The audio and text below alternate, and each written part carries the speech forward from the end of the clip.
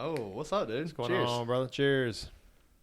You ever watch the, I'm sure you have, watched the Chucky movies? You know I've watched them. You forced me to whenever I was a child. Do you consider them scary? Yeah, of course I did. You made me watch when I was like 6. Well,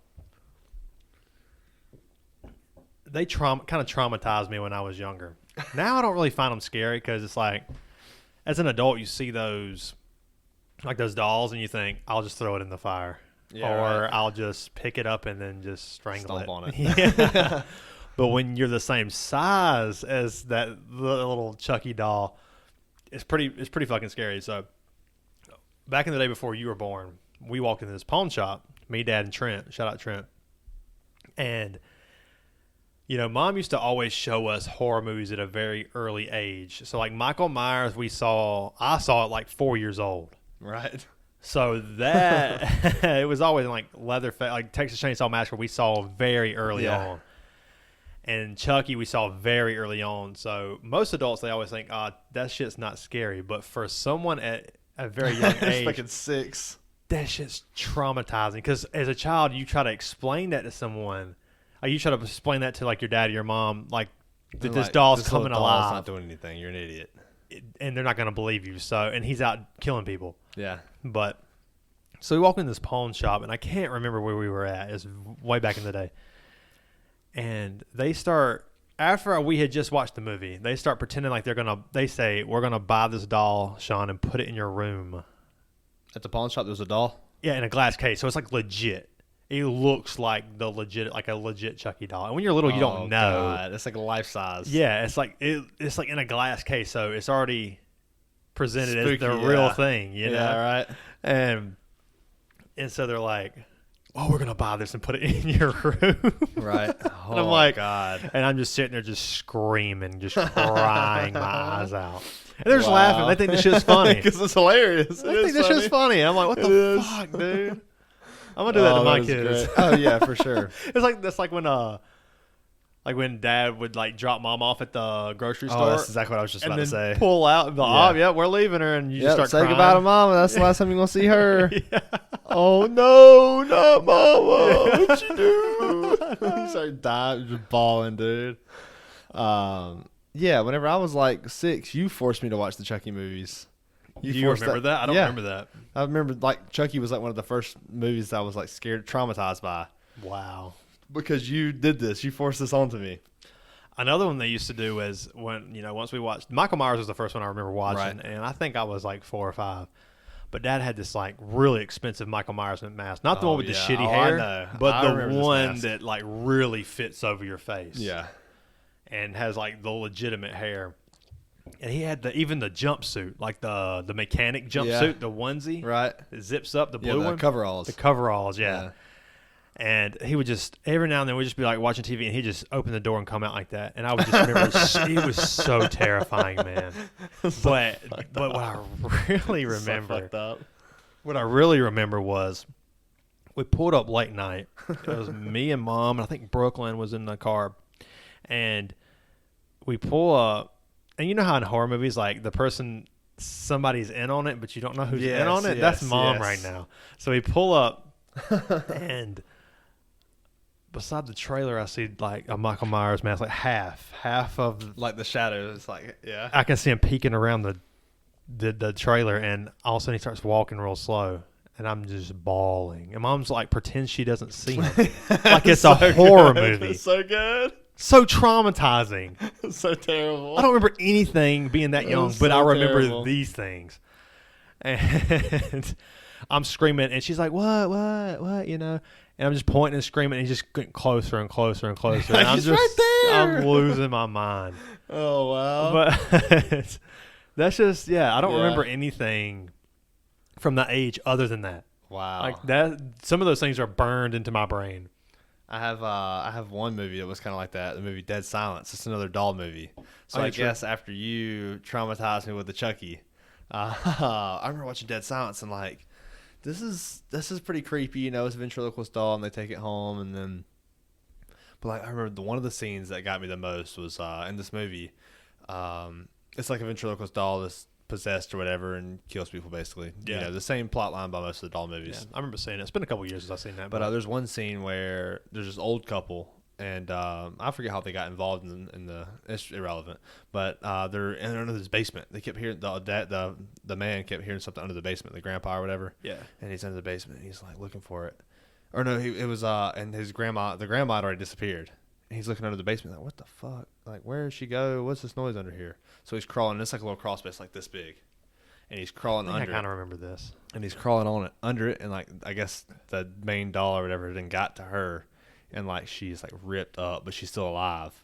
But she's possessed now. And she, like, comes at him and gets him. Oh, man. And, like, that jump scare, like, that one is burned into my brain. That jump scare? Forever, yeah. Another one of those movies that kind of, like, Dead Silence, I always remember being an underrated horror film. For sure. And I haven't seen it in 10 plus years. Right. But another one that had some good jump scares from what I remember was Darkness Falls. I don't know if you ever seen Darkness Falls. Oh, yeah, that was a good one, dude. That was like the... Yeah, where they go, like, they're under they're hiding in the sheets. Yeah, that's it's kind classic, of creepy, dude. man. For sure, for kids. I mean, even now, I mean, like, you know, it's a little creepy still. Right. There was one movie, though. The one movie that got me forever was the movie Mirrors. Do you remember that movie? It seems familiar, but I don't remember it. So basically, like, the premise of the movie is there's like a bunch of mysterious murders happening, and so this guy goes to investigate. I forget, it's not Kiefer Sutherland, but or it might be Kiefer. But regardless, I think it's Donald Sutherland's son. Okay. But he's the main character in the movie. He's like this cop or detective, and he goes and investigates like this chapel, and there's like all these mirrors in this chapel, and he goes to this one mirror, and like some weird shit happens to the mirror. He busts this mirror, and it releases this demon. And so, like, the main premise of the movie, though, is that these demons are inside the mirror. And, like, whenever you go in front of the mirror, they can control your body from inside the mirror. Okay. And so there's this one scene. I want everybody to watch this movie, so I'm not going to spoil it. There's this one scene that fucking scarred me. Really? Like, bad. I'll tell you after whenever we're off air. Okay. But this scene, like, really fucked me up. And, but I remember, like, being, like, 11 years old, 10 years old watching this. And anytime I walked in front of a mirror, it just hits you like it that. Was bad. Think, like yeah. I did not want to be in front of mirrors for like a year. Do you think that like 80s and 70s horror films, or do you think horror films were better back then, or do you think that they were scarier to you because you were young, and they're actually just as good now? I think it's a little bit of both. I think the biggest thing, or I guess in my thinking, is that back then there was so much that was unknown. It's like horror movies were so like new and fresh, and then they made horror movies based on real things. True. And I'm not gonna say like like the new movies, like the Insidious movies. I'm not gonna say demons aren't real things or whatever, but it's not like a tangible thing you can just like see. Yeah, and it is a little subjective when it comes to, because like paranormal stuff, or that really doesn't scare me. Right, but then you think about like a person like just hiding inside your attic. Yes. And next thing you know, they're calling you from inside the house. The call's coming from inside the house. Dude, that is fucking classic. That is a good movie, man. That's Black classic. Christmas, the original one, yeah. That's classic, dude. Yeah. This dude is calling them from inside the house. Pranking them. Yes, and murdering them while they're like inside the house. It's classic. It's just like, I mean, like all those like classic just slasher films. Yeah. Like Psycho. It's just a psycho with a knife. Just sneaking into people's houses and killing them. Psycho is kind of one of those films that it's more of a thriller than it is a horror for sure. film. But a slasher. It's definitely like, it's all three of those. It's horror, it's slasher, and it's thriller. You know? Sure. So it's kind of hard to rope in like really what it is, but right. It's definitely a slasher film. But there's only that one scene. I think, is that the only scene of someone in the bathroom stabbed? Shower, yeah, I think so. Yeah. But that's like how quality those movies were, and it still scared the shit out of you. That one little scene from Psycho made everyone scared to walk into their bathroom, and everyone kept their curtain. Everyone's scared to shower. Yeah, they kept it open. They like never even now, kept it there's shut. memes of like whenever I'm washing my eyes or washing my hair, and I get soap in my eyes, and it's like the demon's behind you, and you turn around, and it's not there. Like everybody always makes those. It's like it's influence. What about still when you're taking a shower and you hear that thump in your living room? You're like, oh man, I'm about to fight these bitches off naked. Yeah. They bust in here. They may be ready. They bust in here. They gonna see a shriveled up dick because I'm scared. Yeah. And I'm cold. Yeah. Had to get out of the water. One of my favorite horror movies is 28 Days Later. Oh, dude, me and Gabby were about to watch that the other day. We watched Inception. Yeah. And then Cillian Murphy's in 28 Days Later true, too. So true. we were gonna watch it. We didn't have enough time. Yeah, she was about to go home. We went back and watched it again not too long ago, and the one thing I will say is if the directing, like some of the shots, are kind of odd, very odd shots. So that can really throw you off because it does.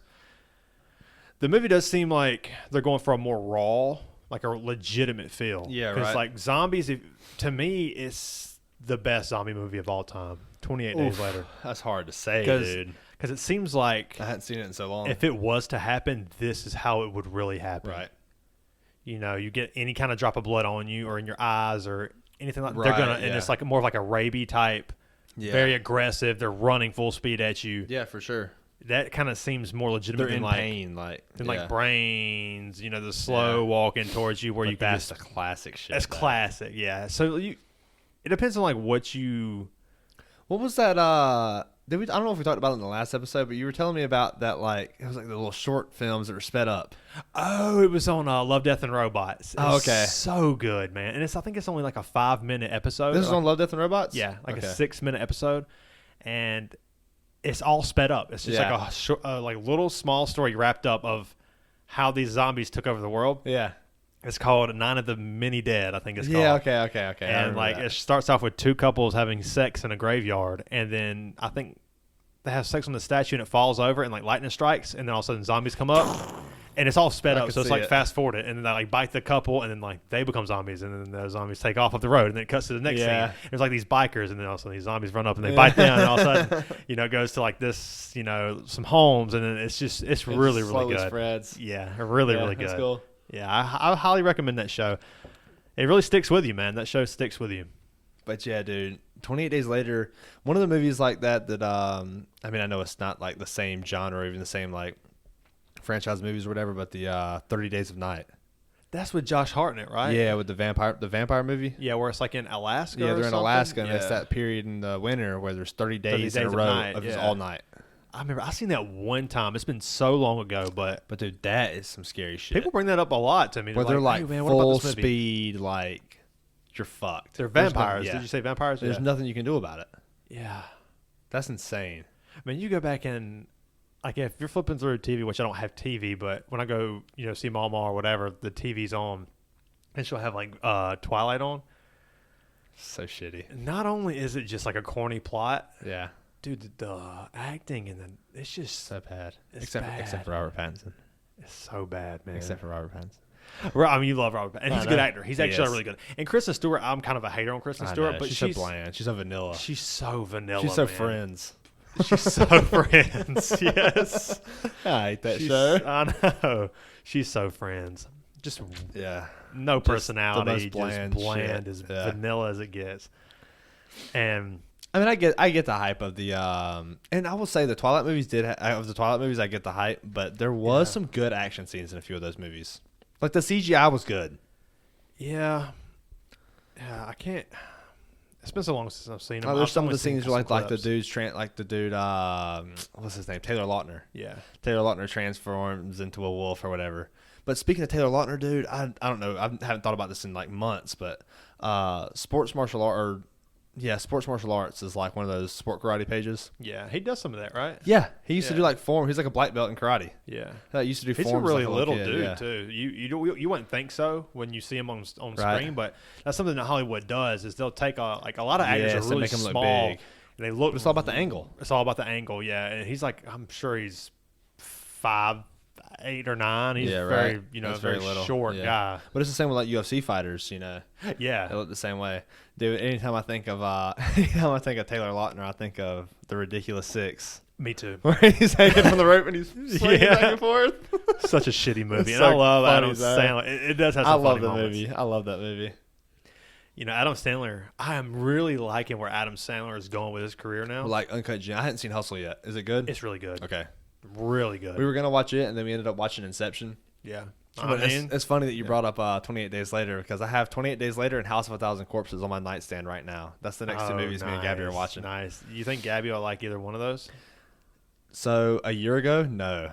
But I felt like, I don't know what it was that made me feel this shift in like her taste in movies. But like, for some reason, I just feel like she's like slowly starting to like the stuff that we like more.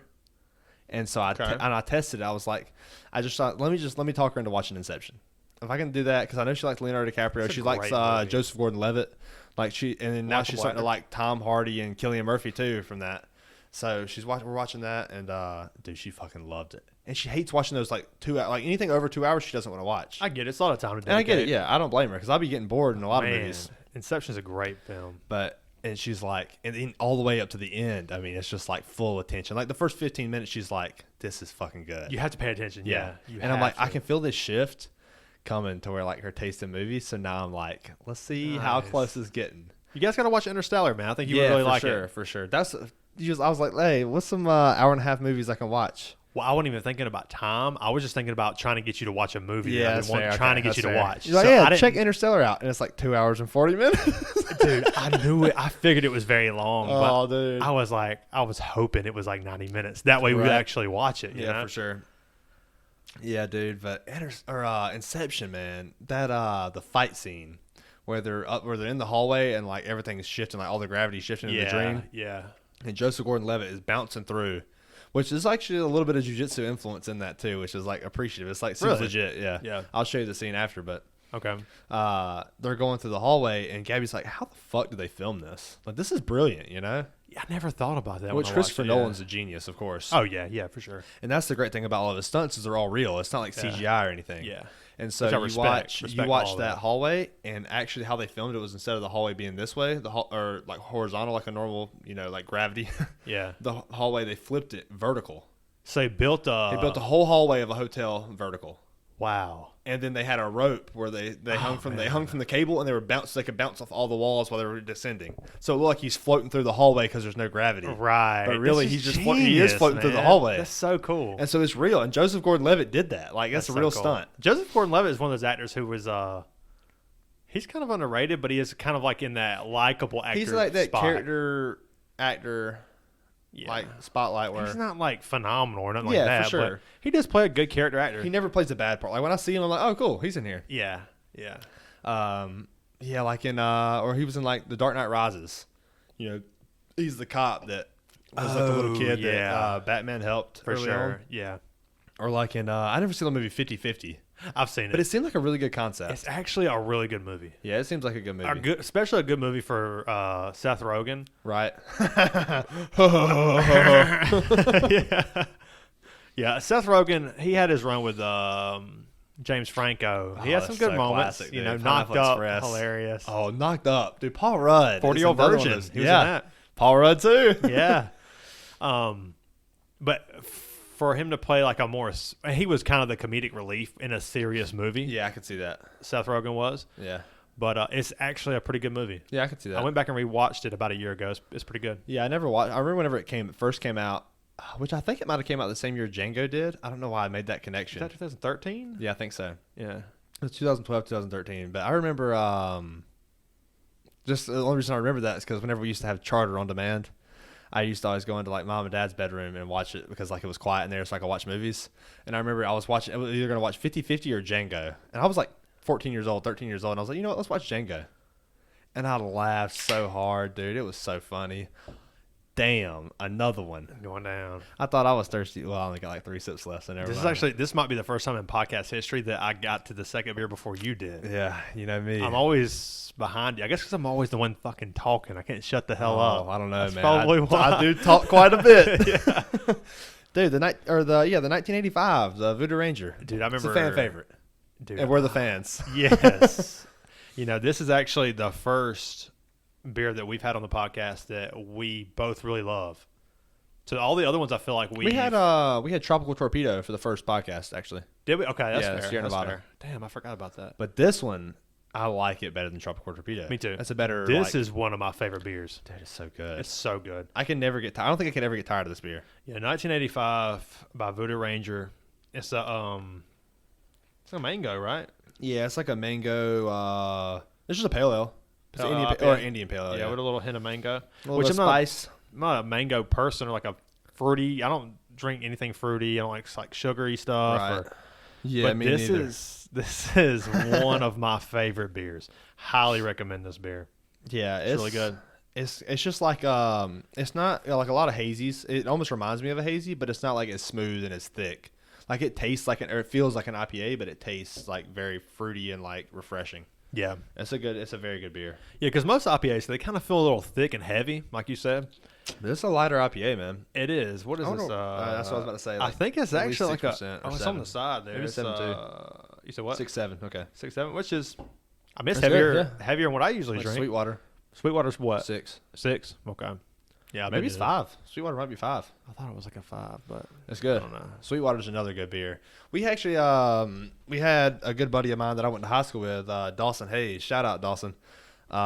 He was asking on the comments of like episode 1 or 2, what are some good like starter IPAs that you can find at most gas stations? He was like, I'm tired of drinking domestics. I have to drink like 40 of them. Yeah. You know, it's like, what are some good like solid starter IPAs and also like kind of get the taste, you know? What'd you recommend? Sweetwater. Sweetwater is is a the perfect shit. beer. It's going to be at every gas station. You can get a 6-pack, you can get a 12-pack. It's a delicious beer, Yeah. dude. And if you find Sweetwater a little too heavy, Which I could see that. yeah, definitely, because most of people who are drinking domestics, it's really hard for them to switch over to Right. that next.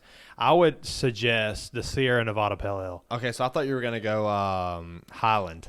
Highland's another Like good one. Vacation is the perfect.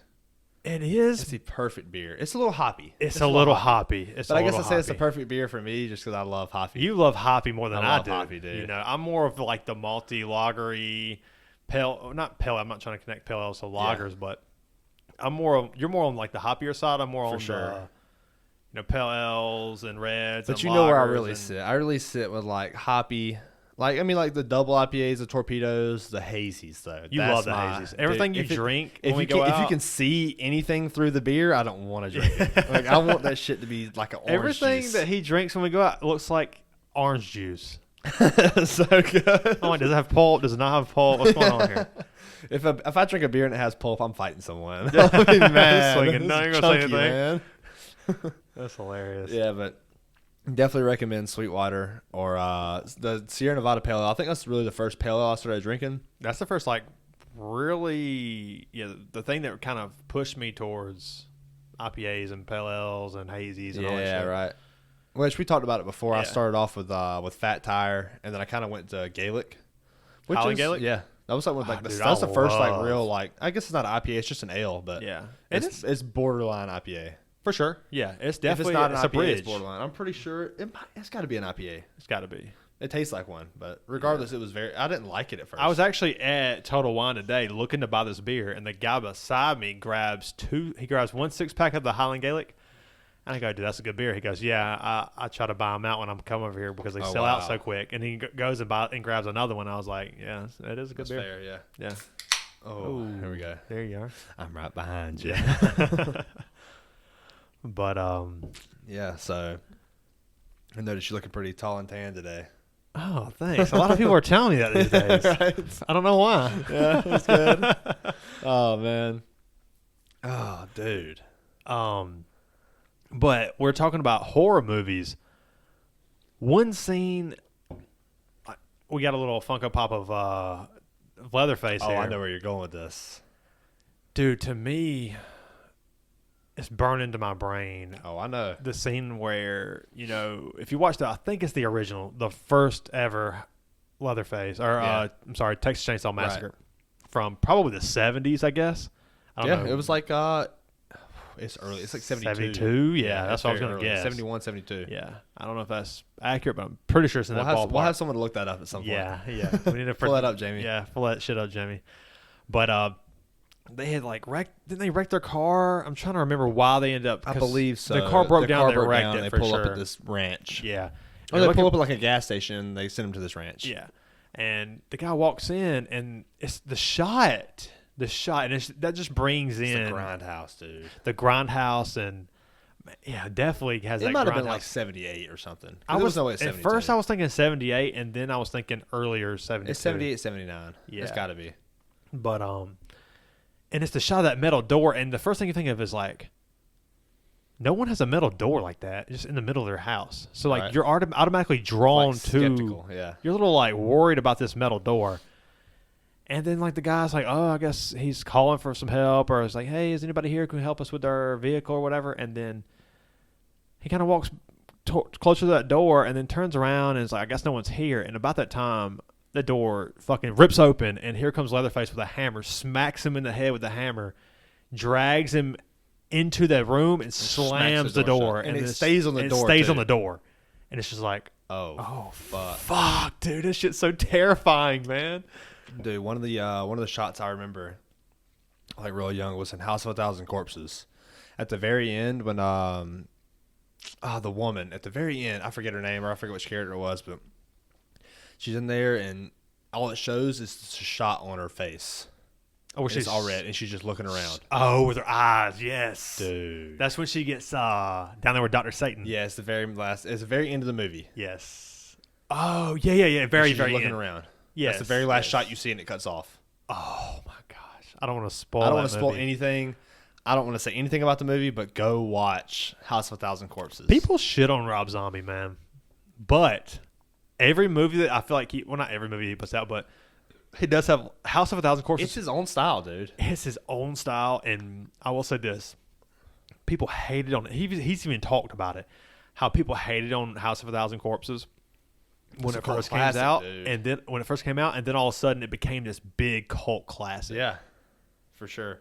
I will say, I'll tell you right now, the Monsters remake that he's going to do is going to be fucking hilarious. People are shitting on it, and they are wrong. They're idiots. And I have to say, and when people shit on it, I'm just thinking, you must not have watched the other one. You must not have watched the original because it was so slapstick, goofy. It was stupid. Yeah. However, if you're going to play Herman Munster, you got to have that booming voice. Yeah, he has like a city guy's voice, like a very... I need that deep voice. Hey, guys. That's my criticism. I agree with that. It kind of felt weird. Because the original Herman Munster, I don't know the actor's name, actually passed away. Not too, probably a couple years. Yeah. Actually, no, it was Lily Munster that passed away not long ago. Really? I think she passed away like 3 or 4 years ago. Yeah. But Herman Munster's voice, dude. You got to have that deep voice. Yeah. That was the first thing I noticed that kind of bothered me. The Munsters, yeah. I have to say this. I kind of enjoy seeing Sherry Moon Zombie in all of his films. I do too. Even though she's not a good actor. He don't care. Sorry. He doesn't care. But yeah. Sorry. Yeah. Yeah, it's not Herman Munster. Now. God, what have they done? What have they murdered they massacred my boy. What did you do to my boy? Oh, man. Let's talk about these Italian movies. That's why I looked over there. God, Paul Sorvino and Ray Liotta passing away. Well, I think in the same year, man. That's weird, isn't it? They come in threes. All that's left of that cast right there is Robert De Niro and Joe Pesci. That's kind of sad, man. Yeah. It's been one of my favorite films. God, my favorite. Dude. I think I've said it before. My favorite actor of all time is Robert De Niro. Yeah, you have. Love Robert De Niro. Joe Pesci is probably 1 or 2 as far as my favorite character actor of all time. Right. You know, the other being Christoph Waltz. Yeah. Yes. You know, would you put him as a character actor? Because he's definitely played lead roles in Django. He was a lead guy. Yeah, but he's still a character. So I'm kind of splitting hairs there. Jamie Foxx was really the lead role. I mean, it was a co-lead. It was a co-lead. No. Well, no, maybe not. Yeah, it was a co-lead. I was thinking that Christoph Waltz won supporting actor in Django, but it was in Inglourious Basterds. So he definitely won 2 Oscars. Well, he won Best Supporting Actor in rightfully so. Basterds, yeah. That is one of the greatest performances. One of the greatest villains of all time. Yeah. Yeah, we've talked about Inglourious Basterds so much on this show, and we love that. We love that shit. But dude, Robert, have you seen Martin Scorsese's version of Cape Fear? Well, I've seen the one with Robert De Niro in it. Yeah, that Cape Fear. I've seen that, dude. Yeah, that was Martin Scorsese. Yeah. Yeah. So Max Cady, the character that Robert De Niro plays, right. I mean, I talked about it on like a few episodes ago. I know you talked about one episode. That's with Juliette Lewis, and young Juliette Lewis, yeah, like underage. It was kind of creepy. Well, that's the whole point. Yeah, it's supposed to be uncomfortable. Yeah. Yes. And Max Cady plays such a just fucking evil part. Yeah. Man. I forget what's the guy's name that plays the dad in that movie. I can't even remember his face. I can picture his face, but I can't think of his name right now. When it should have come to me, I'll say it on the next episode if I think about it. But I kind of, and this has kind of been in my mind from one of the other episodes that we we talked about was sorry. So I'm just laughing at you stuttering. Yeah, that happens. Was when you said that Casino is his most overrated film. I just highly disagree, man. I think that I feel like it's one of his, and I know we're splitting hairs here because it's Martin Scorsese. Yeah. All of his films are big, for sure. So you can pick out any movie and be like, "Oh, it's underrated." Yeah, but they're all big. He's one of the greatest directors of all time. He's absolutely top three, top three for sure. For sure. I feel like that Casino doesn't get the respect it deserves because I think it's underrated. I do. So and not by much. What would be his most overrated then? That's a good question. That is up for discussion. I'm gonna be honest. It's hard for me to say. I have to watch more, but that's why I think like, and obviously one of the reasons I said that too is I was just trying to give Jeremiah. I'm trying to give him shit. What did he say again? So he says that Wolf of Wall Street is the most overrated Martin Scorsese film. Oh yeah, that's what brought all that up. I disagree with that. No, there's no way. It's such a good. And he's like a huge fan of Casino, which I think it's overrated because of like the movie fans that love the movie so much, and it's so much like Casino, or not? It's so much like Goodfellas. I'm sorry, but can I defend Jeremiah just for a second? Yes, if we're going to split hairs and we're already here. The dialogue isn't as dynamic in Wolf of Wall Street as it is in like Casino or Goodfellas. I agree. You know, phenomenal movie. Love Wolf of Wall Street. Absolutely. Recommend it. I think it's. You don't see Martin Scorsese. He went kind of more comedy than he did dialogue. He did in that movie.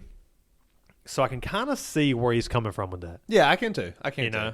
But if he watches this, he'll get to see me say this that. I'm just being a dickhead whenever I give you shit about that. I think Casino is a fucking really good movie. I think it still might be his most overrated. It's so good, man. But I think his honest most underrated movie is The Aviator. I knew he was going to go there. We've talked about it before. Jesus Christ. Yeah, I got it on my list. I'm going to go watch it. It's just such a long movie because I actually looked at it. So worth watching. Because I haven't seen, the only two I haven't seen by him is Raging Bull and The Aviator. That's the only two. Comedy? King Comedy? King of Comedy. It's Robert De Niro. It's basically you remember the new Joker film? Yeah. So the character that Robert De Niro plays in that, there's a whole movie like that. It's Martin Scorsese's from like the 80s. Oh, really? Yeah. I did not know. I hadn't seen that either. You ever seen 4 Rooms? I have not. I watched, and it's in a hotel room or a hotel building, and it's got 4 rooms. Obviously. Okay. But 4 different directors directed each room. Oh, you did tell me about this. Quentin Tarantino was one of them. And Tim Roth plays the bellhop of the hotel. I got to see this shit, dude. I haven't finished it. I started it, and for some reason, I forgot why. I think I had to go somewhere or whatever. I don't know why I didn't finish it, but I need to go back and finish it. It was a little odd. Like the first hotel room was a little odd, but or the second one, I think. It was like a hostage situation in one. Another one was like a... I don't know how to describe it. There's like I don't really remember, but it's definitely, I've heard a lot of good things. I've also heard that, I like the concept for sure. Yeah. I've never seen True Romance either, which was written by Quentin Tarantino, but not directed by him. It would have been the first movie he directed if he directed. Yeah, but he sold it, and that kind of helped him pay for Reservoir Dogs. Right. Yes. But dude, True Romance, is so good. That's one of the characters in there, one of the main actors in the movie. Fuck, dude, he's in Blue Velvet. I can picture his face. Dennis Hopper. Okay. Dennis Hopper's part in that movie is so funny, dude. And there's one part. It's called the Sicilian scene, and we'll watch it after this. But you will laugh so hard, and it's a very racist scene. But dude, it's so funny because he's just being a freaking dick. He's just being a complete asshole. Yeah. To what's his name? Christopher Walken. Yeah. Yeah, I'll have to show you it after, but oh my god, dude. The first time I watched this, it was me, Jeremiah, and it might have been me, Jeremiah, Noah, and Jacob watching this. Yeah. And dude, we laughed so hard. It's just so ridiculous. Yeah. But like I don't wanna spoil anything, but you have to watch this movie. It's a funny fucking movie. Okay. But it's also got like it's got what's her name? God, I can't think of her name. Her name of her character is Alabama in the movie. But you remember the movie Heathers? Yeah, I've never seen it. Heather talks about it, obviously. But it's got Christian, yeah, right. For obvious reasons. But it's got Christian Slater from Heathers. Yes. So Christian Slater is in True Romance. That's right. I knew I could picture Christian Slater's face, but I couldn't think of his name for some reason. But dude, the guy that played the Commissioner Gordon in the Christopher Nolan Dark Knight trilogy. Okay. Which I can't think of his damn name either. But he played, and I can think of the character's name. His name is he's like a pimp. His name is Drezzel. Okay. But he plays a pimp in this movie. But that's another very underrated character actor. Really? He plays Commissioner Gordon.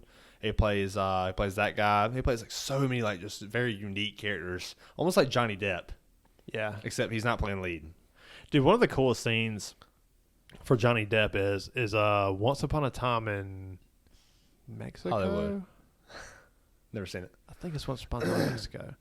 Antonio Banderas. There's a lot of people in this. It's an action film. It seems like it's Robert Rodriguez that filmed it, but I'm not sure who filmed it. I have no idea who filmed it. Okay, I got you. But it looks, and like going back and thinking of it, it seems like a Robert Rodriguez film. But there's a scene where it opens up and a guy goes to collect some money from. They have a deal.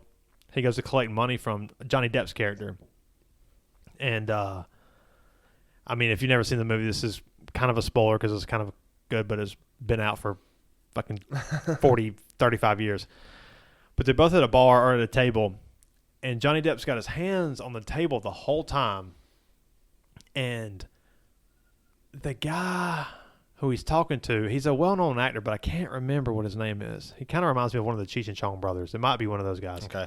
But I'm probably completely wrong on that. But Johnny Depp's character goes, "Why didn't you take the $10,000 that I offered you?" He goes, "Because I would kill a man for $10,000. I wouldn't kill a man for $5,000. And he's like, "Okay." So he hands him the $5,000, and as he walks off, Johnny Depp, like once he leaves the bar, Johnny Depp unhooks this fake ass arm and puts it in his suitcase, and the whole time he had a pistol underneath the table. Oh wow! And it looks so real. The fake arm of him just like he was gonna shoot the guy straight in the gut with a pistol. And you like he was right. If it was like $10,000, he would have killed him. That's insane. Yeah, it's just a cool opening scene. That's insane. That reminds me like of some Coen Brothers shit with No Country for Old Men. Oh man, it's so good, dude. That's phenomenal, man. My first time watching that, it was like a school night. I think I was like 16 or 17. It's a long movie. This was like right before me and Gabby started dating. Me and her were just like talking, we're texting, and I'm watching No Country for Old Men. And it's like 12 o'clock at night, and I'm like halfway through the movie. And it's a long movie, but it was like so worth it because when you're in high school, you're gonna stay up late and doing stupid shit. Yeah, for sure. And so I'm staying up and I'm watching this movie, and I'm like, holy shit, dude. So good. The hype is like, that's when I first really got into movies, was like right around that 16, like right around that age, like 5 years ago, 16, 17 age. Where, dude, I could not stop watching Quentin movies and Martin Scorsese and stuff like that. But because you can't predict the end. Yes, exactly. Most blockbusters are like, oh, okay, it looks good. You can tell they put most of their money in the visuals, right? Like the guy who Michael Bay, Transformers, right? Yeah. They look good. Action, explosions, Megan Fox, and motorcycles, Shia LaBeouf, yeah, microwaves. Yeah. And then like it looks good, but it's kind of a shitty ass movie. Yeah, it's not that. There's good. no. I will say the dialogue sucks. The plot sucks. You cannot deny Transformers 2 with John Turturro. Oh, that's the bright one spot. Man, one mission. Dude, I'm right here. Yeah. John Turturro is just such an underrated character actor. Another one. Yes, 100%. Another one. Oh, man. Yeah, John Turturro is one of my favorites. Whenever you said, like, sitting at the table with the Johnny Depp scene. Yeah. It reminds me, I forget what movie it is. It's like some CIA movie with Kevin Hart and The Rock. That duo is so fucking good. Yeah, they got good chemistry for sure. They're so funny, man. But whatever happens, it's like somebody like tries to pick on Kevin Hart, and then The Rock's like comes in and steps up for him, and beats the shit out of these like 5 guys or whatever, just for Kevin Hart. The Rock's just Kevin Hart's the comedic relief, and then The Rock's like the badass, the action film guy. But he's also the comedic relief. Yeah, true, for sure. Yeah, but they're so funny together, dude. I tell you what was actually a really good remake. I was a fan of Robin Williams' Jumanji. Yeah, the newest Jumanji with Jack Black. Who was the female lead in that? That was I don't know her, but she's been in some things. Okay. So I'm not really sure. I don't know her name. I forget her name. Yeah, but it was The Rock, Kevin Hart, Jack Black. Black. You can't miss. That's so good. You can't miss. So good. You just give them the freedom to be themselves, and they're all hilarious. Have we talked about Tenacious D on the podcast? We yet? haven't. I don't think we have. That's that's a top 15, top 10 for both of us. It's insane. We love Tenacious D. It's such a stupid fucking movie, but rest in peace, Meatloaf. Oh, I know. It's sad. That didn't get enough publicity. It didn't. Nobody talked about it. You know, it's sad. You know what got even less publicity than that was Joey Jordison from Slipknot passing away. Know, dude. They didn't even put him on the damn Rock and Roll Hall of Fame. Like, it's like the like, memories, yeah, like in memory of. And they came out and apologized after. That's just fucking shitty, man. That's crazy. I can't even begin to tell people how shitty that is. He's one of the greatest of all time. Arguably, I mean, top 4 metal drummers of all time. Yeah. Who's your top 4? I put David Lombardo 1. Okay. Danny Carey 2. If you want to consider Tool metal, okay, Yeah, I would put Danny Carey 2. And then after that, I mean, we can talk. I'm probably putting Joey Jordison there. If you want to go classic, you can go Nico McBrain or. I'm going to the Rev over those guys. Me too. I totally agree because we split hairs on the Rev and Danny Carey and Joey Jordison. I think it was the Rev and Danny Carey. We split hairs on Joey Jordison and the Rev. I'm sure we might have done that too. It doesn't surprise me. But it doesn't surprise me that I don't remember. Yeah, Nico, Alex Van Halen, good metal drummer. Very underrated drummer. Yeah. Chris Adler. Chris Adler's a top 5. Yeah, Mario Duplantier. Oh my god. So dude. like these are amazing fucking metal drummers. Dave Lombardo. No, not Dave Lombardo, but Dave Portnoy. Mike Portnoy. Mike Portnoy, yeah. Dave Portnoy was fucking Barstool Sports. What's the guitarist for he's another Portnoy. It's like his brother, right? I don't think so. John Petrucci. That's who Petrucci, it is, yeah. The fucking stretch. What? Yeah. That's Marty Freeman too with his stretch. Yeah, both of them. This looks like they're doing this, but it's these fingers. They're just playing like this the whole time. They're playing like this, but it's this. Yeah. It's so ridiculous. Yeah, it's insane. Who else? Oh god, there's one I'm missing. A drummer. Brian Daylor. Oh, Brian Daylor. Stupid. Top 10. Stupid. We're dumb. Yeah. Brian Daylor, top 10. The metal drummers of all time for sure. There's this girl that comes to jiu-jitsu, Elizabeth. She's like 10 or 11. Maybe she might be like 11 or 12. I don't know. But she's like a little kid, and her dad is like a big Iron Maiden fan, right? And so she kind of like is starting to listen to that stuff. But every now and then I'll pick her up and take her to jiu-jitsu. And so I picked her up yesterday on the way to jiu-jitsu. And I had Mastodon playing, and she goes, we were talking about music, and she said, "Oh, I'm actually I'm in strings next year. We talk about school and stuff. I always, I like to get in the kid's life and like at least like know what's going on with them." Yeah. So I'll be in strings next year, and I'm gonna be playing the stand-up bass. The cello. And she's like this big.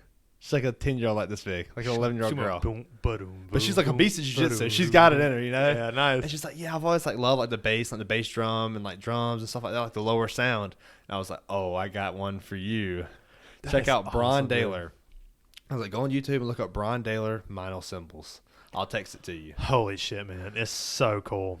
And I was like, and not only does he play drums like ridiculously good, but he sings while he plays. Sings and she's like, oh, wow, that's insane. Yes. And he's playing the lead in the band. Yes. As far as, and I'm not talking about vocally, I'm talking about musically. And he's playing half the lead in vocals. So it's like he takes the lead while the guitars play rhythm. Good, dude. And his tempo and his fills is not quite my tempo. It's ridiculous, man. That was we were talking about that in the car the other day, or not the other day, literally like an hour ago. I always say that too much. Yeah, I'm the same. But we were listening to Queens of the Stone Age, Little Sister.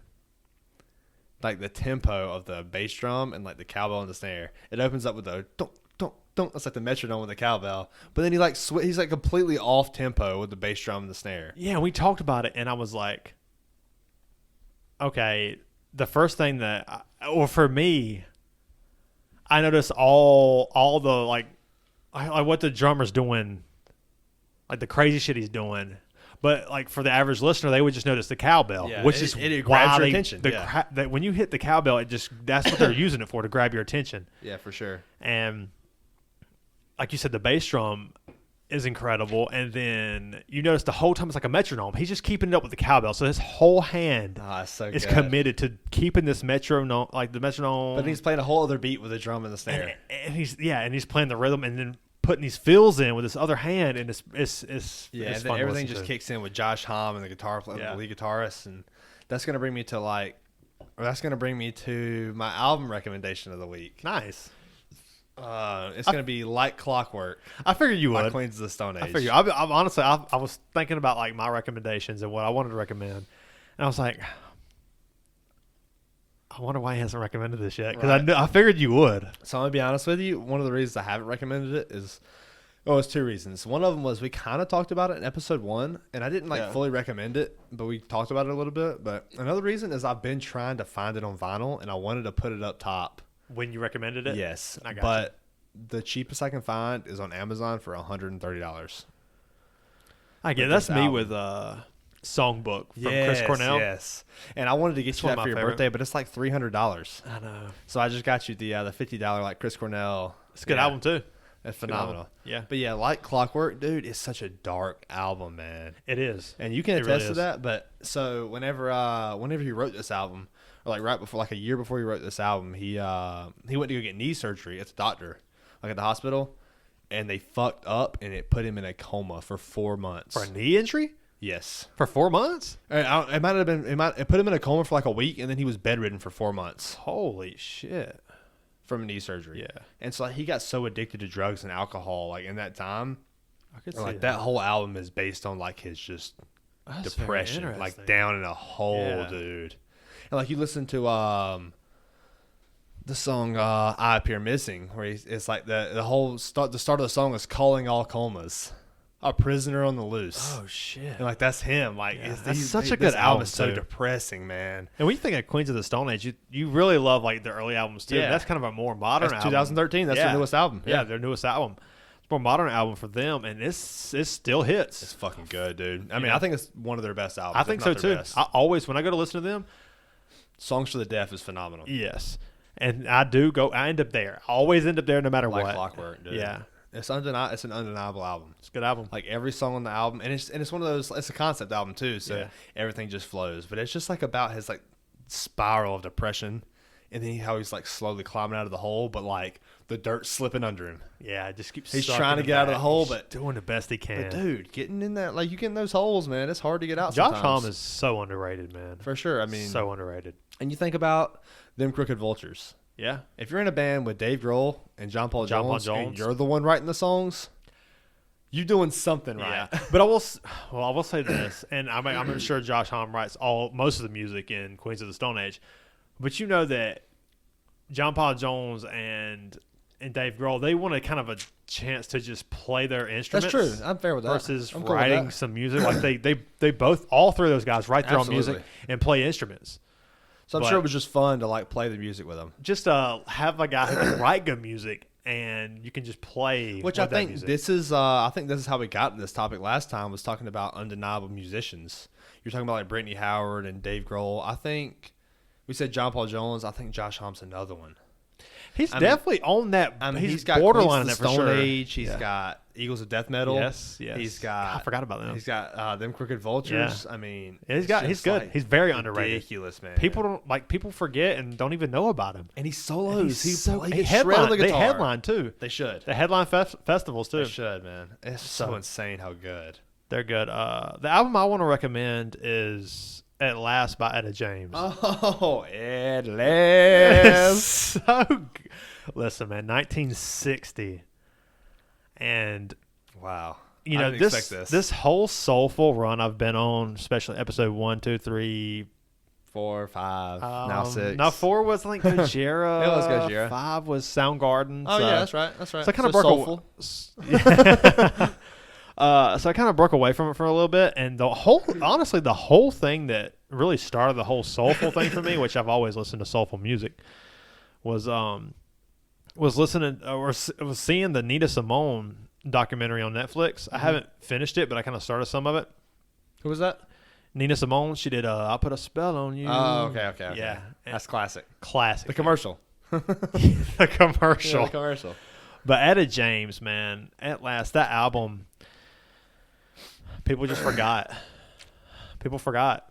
And she is, I put her top 5 vocalists of all time. Yeah, that's I've fair. always That's put fair. her top 5. I think top 15 is safe. I think top 10 is I think safe. top 5 is safe. She is, I think top 5 is safe. dude, she's so So good, man. so much Just so full. And you listen to her music, and I listened to the album probably 2 or 3 times this week. And she hits you with these soft, delicate tones that kind of make you so feel, good. and then she hits you with these powerful the vocals. world. Yes, with these powerful vocals that are like, oh shit, this is turned a little too loud right now. Right. It's so good, man. That's kind of how I feel when I hear myself talk. Oh yeah, right. Yes, I know the feeling. But you know, she is just she's one of the greatest of all time, and I think that a lot of old school music like that, like from the '60s, doesn't get talked about enough. And For sure. I'm just trying to. I know it's not the sexiest pick for like views or whatever, but that's not what we're here for. That's fucking good. I'm just here. This is what we're here for. We're here for beer. We're here for beer, Beer brother. and music. Cheers, man. Cheers to beers. Cheers to not yanking the interface off the I'm table. always pulling on this bitch for some reason. Yeah, Etta James feels was. good. Yeah, it just That's why you feels pull on good. Yeah. Yeah, Etta James is fucking phenomenal, man. Right. And it's just fun to listen to, and That's crazy, man. I love it. I love Yeah. it. Yeah, Dude, I love don't it. blame you. Yeah. There's a guy I watched on YouTube. Anthony something. I can't think of his last name. Yeah. But he almost looks like Chris Cornell, like a little bit, you know. Like he does, like Okay. he does like all these cover songs, like lists of. I think I sent you one of the ones where he was reacting to Watch Mojo's top 10 vocalist list. Maybe. I think I sent you that video. But dude is a phenomenal metal vocalist. Okay. But he's like all about Etta James. Like that's like his favorite vocalist of all time. Really? He's a huge, like very good metal vocalist, Yeah. dude. But that's like the first person I thought of whenever you said Etta James, because he was going through that. I guess he was going through that Watch Mojo list. Which honestly, shout out to Watch Mojo. That's kind of like where we got inspiration from to do We it. really do the did, podcast. because when we started talking about doing something like this, we wanted to do, because we're very like top 10 guys, Yeah, for top sure. 10 Countdown quarterbacks list. all time, top Yeah. 10 pass rushers of all time, top Yeah. 10 bass Running players, backs. running Go back, all football. You just go all football. UFC fighters, you know, whatever, Yeah, anything. vocalist, you know. And Etta James, I mean, dude, it's just people forgot. People forgot. You know, people forgot. Yeah, and anytime like he did that list on the Watch Mojo, or he was reacting to it, and then he made his own list at the end.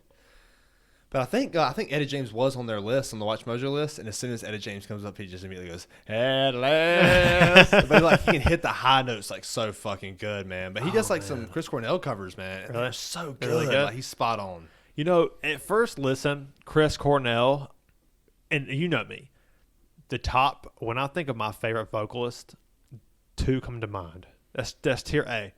That's Brittany Howard. That's Chris Cornell. Yeah, After that, absolutely. we'll talk about it. Everybody else. We'll talk about it. Everybody else. And we'll talk Lane Staley. We'll talk about it afterwards. For sure. But those 2 are like my favorite female vocalist, my favorite male vocalist. That's the 2. And Chris Cornell, when you first listen to him, and you're not like, if you have him on in the background, he doesn't hit those. It comes across like he's a little overrated at first. At least for me. I can see that. But like when you try to sing that shit, Yeah. there's nobody who has a deeper voice who can hit a higher note. Dude. The highs that he can hit Yeah, with how deep his absolutely. voice is insane, dude. For sure. He has so much range. It's incredible. Yes, I will. I'm not gonna argue with that. And Yeah. like my favorite vocalist of all time is Lane Staley. Yeah.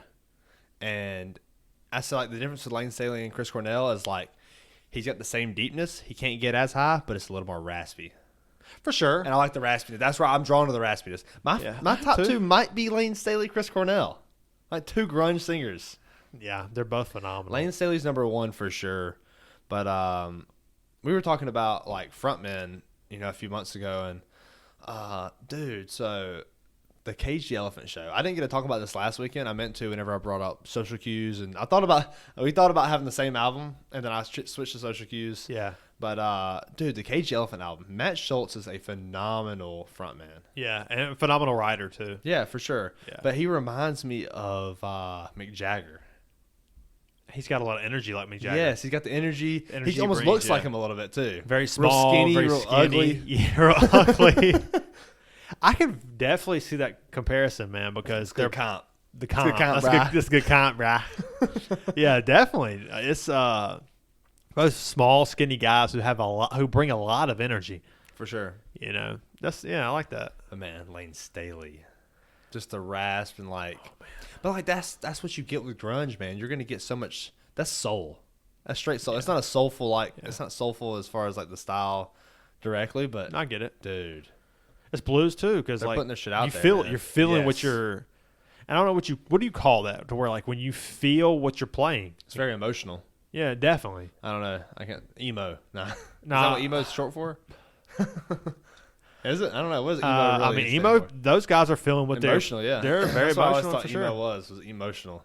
But I mean, you listen to like somebody like Shinedown. There's no emotion there. It's just the algorithm. It's just pressing it out and putting it out onto the damn radio. Put it on the radio, yeah. Yeah. But dude, I mean, I'm sure if I was going to make an argument against that, I mean, 45. I'm sure there was a moment where he was staring down the barrel of a 45. And he was thinking about killing himself, but. Yeah. I don't know. It's just like, especially their music now. I've never been a huge. I've never been a fan. Fair. I've actually been very critical, and I'm not a fan of Shinedown. But yeah, you're a hater. You can say it. Yeah, but me too. It just there's a disconnect there for me. Yeah, like Lane Staley. One of the ones that hits me the most from Lane Staley is the song Junkhead. It's it's basically just like him talking about how it's obviously about his addiction. That whole album, Dirt, is about his addiction. Yeah. But one of the lines is like it's like talking about like the scientists. You can, with all your books and degrees, you can like look into depression. Like you can look into this drug addiction, but until you try it, you can't say anything. Yeah. So you might try it and you might be addicted like me. Yeah, 100%.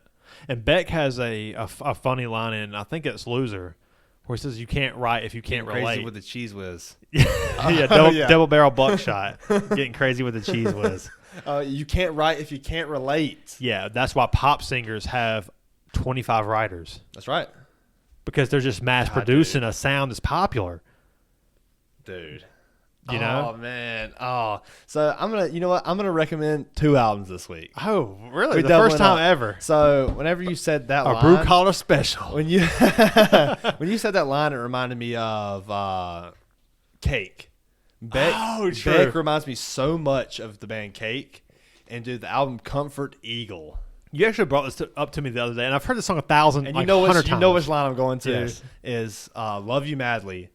The album, or the line, it goes, the ornaments look pretty, but they're pulling down the branches of the tree. I want to love you madly. Oh, he wants to love this woman that he's with. The ornaments look pretty. He's the ornaments. Yeah. He doesn't want to pull down the branch of the tree. Or maybe she's the ornaments. No, I think she's the ornaments. He's the tree, but she's pulling his soul down. But dude. She's the pretty part of the tree, the ornaments. She looks great. It's so good. But she's pulling down what makes the tree. She's sucking the fucking tree down and tearing it down because of who she is and her personality. Man. It's so good. Such a fucking good line, I want to love you madly. But the ornaments are pulling down the branches of the so tree. Good, man. Yes. It's so good. But yes, Comfort Eagle is such a it's a little different than like Beck, because I feel like I like the comparison. Kate, the comp, bruh. Yeah, well, the voice is the main thing. I used to get Beck and Kate confused a little bit when I didn't like listen to the two of them much, like their voices.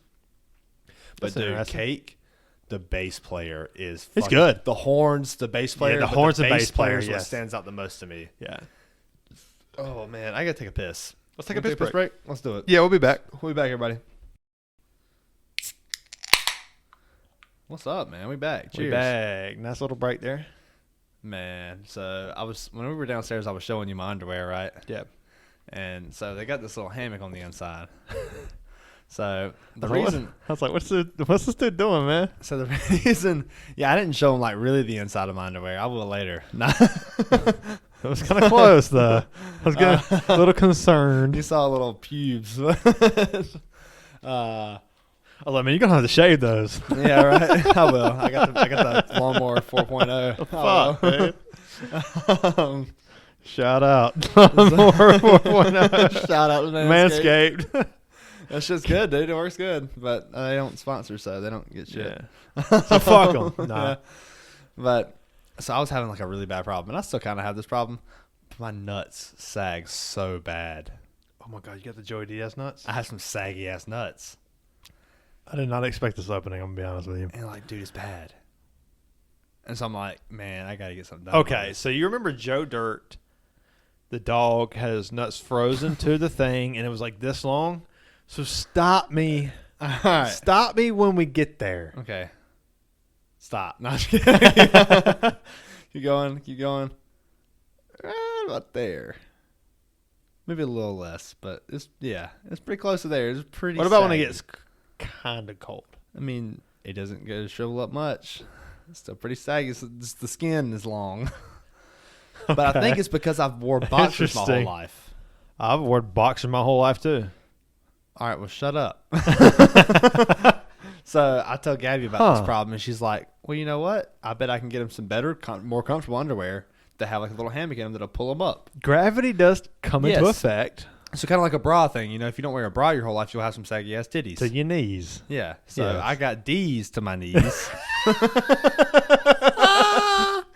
And so I told Gabby about this. And she's like, okay. And like, it wasn't like me telling her about it, like asking for anything. And she goes, so like, then for my birthday, she gets me the Shinesty underwear that have the freaking hammock in the nuts. Yeah. And dude, they're so comfortable, man. They're like silky, like. No so wonder you love the comfortable. fucking. I was always wondering why you always talked about these hammock underwears. That's it. It's because your damn nuts hang to your knees. These hang to my knees. Holy shit. Dude, but they're so comfortable. And like, I have actually noticed a difference with my nuts not being like, instead of here, it's like here now. Okay, so It's get back came up. to It's some worked. normalcy. We're going to some normal nuts, yeah. Holy shit, son. But dude, there's some comfortable ass underwear. I did not expect this opening. I'm not gonna lie. When I said I was opening this shit up, I told you I was opening it up. But for real, Well, they're comfortable, man. cheers to your long ass nuts. Thanks, man. It's like Hope it's you like bad recover. grandpa. Yeah, hope you recover. Holy Dude, shit! I remember son. whenever we watched me and Mom watched Bad Grandpa, like when it first came out, and I guess I was That's like 14, James 13. Franco, Zac Efron, Robert De Niro. That's Dirty Grandpa. Bad Grandpa. Is that Johnny Knoxville? And Bad Johnny. Grandpa is Johnny Knoxville. Okay, Yeah. that one That's is the funny one. that's good content right Yeah, there. that's good content. Yeah. The other one is people trying to make money and Actually, it's up pretty and comer funny, who though, can too. act. It's pretty funny. One can act, trying to make money. One can act, Trying to make money. trying to make money. However, Zac Efron, I like Zac Efron as a person though. Like watching his Hot Ones and like what he has a show on Netflix. This Damn, he actually got on Hot Ones. yeah, it's a good Hot Ones episode. I You would get it. enjoy it. But he does a show on Netflix where he'll go like around like different countries and he'll like go and like observe like the wildlife and like drink beers and like observe like culture of different countries. And it's such an interesting show. I watched Really? the whole first season of it. I forget the name of it. I'll have to What is? Go ahead. what's up? Oh, what has he been in lately that's actually been of relevance? Zac Efron, Ted Bundy tapes. That's actually a good call. Yeah. That was how many years ago? Like two? One? Maybe Two? 2, 3. Okay. Damn, dude, it's all of his But looks. she was good in that. Everything He was actually good in that. everything he has built up for him has been off his looks. But I mean, if you He look like that, can't if you looked like that, you would do the same shit. He can't act for shit though. I've seen shit he's I been get in. it, He though. can't I get the act. hype. I get the hype. I'm a hater. Yeah, It's just I mean, what I'm a it hater is. too. Yeah. I'm a hater too, and I'm trying to be better. I'm And not he trying can't to be fucking better. act, dude. He can't can't. act. It's terrible. Yeah. But I mean, respect. I get it. Now, okay. I've listened. I don't ever go back and listen to any episodes. I know you have to kind of bear that side of it because you have to Jesus edit. Christ, I don't even listen to them. So- I just skim. So praise, thank you. I'm gonna be honest with you. Whenever I edit, I cut out piss breaks and the beginning and the end. Yeah, so there's like really no edits. I don't edit shit during because like every now and then I'll edit out like if one of us are stupid and like I'll slip up and say a spoiler or something and we'll just a spoiler or like someone's name or like we might not want to say this person's name because we haven't asked them. Yes, so I'll cut that out. So but other than that, like my editing process, it takes 30 minutes to edit. The most. So because the main edit there's never any dull moments. Me putting the video to the audio and clipping those and lining those up. So what you see from us is straight chemistry. We never. Yes, it's pure. It's pure realist. Yeah. It's realistic. But I can't talk. Holy shit. That's what happens when you don't have a couple. Take a little drink. Yeah, you do know. a little dance. Make a little love. Get down tonight. Ooh, wiki. Get down tonight. I'm trying to think of where I was going with it. I really don't remember now. What were we talking about? Zac Efron, long balls. Fuck, dude, I was really on to some shit.